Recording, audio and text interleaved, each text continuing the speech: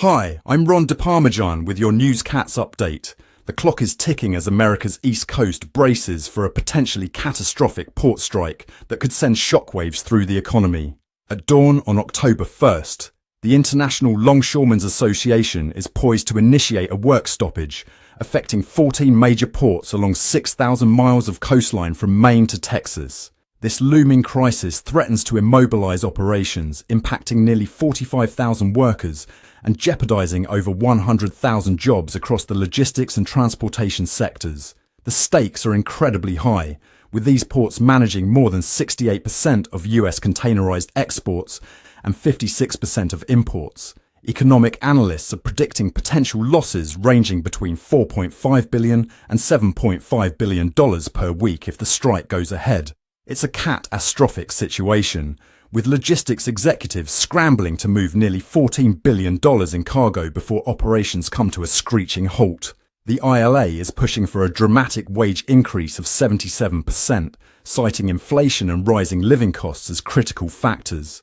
Currently, East Coast dock workers earn approximately $39 per hour, translating to about $81,000 annually.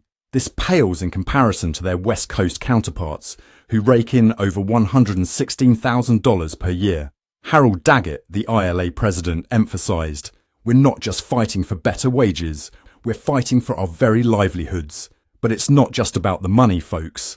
The ILA is demanding job security protections against the creeping tide of automation. For example, the recent implementation of an autogate system by APM Terminals and Maersk Line at various ports, including Mobile, Alabama, has already sidelined workers. As Daggett put it, "This is a clear violation of our agreement with USMX, and we will not tolerate it any longer." Meow. Let's take a moment to reflect on the historical significance of this potential strike. If it proceeds, it will mark the first large-scale work stoppage on the East Coast since 1977.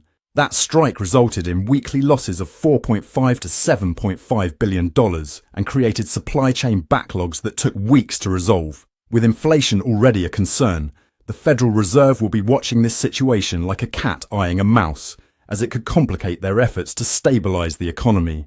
The ramifications of this strike could extend far beyond the immediate labor force and ripple throughout the broader US economy.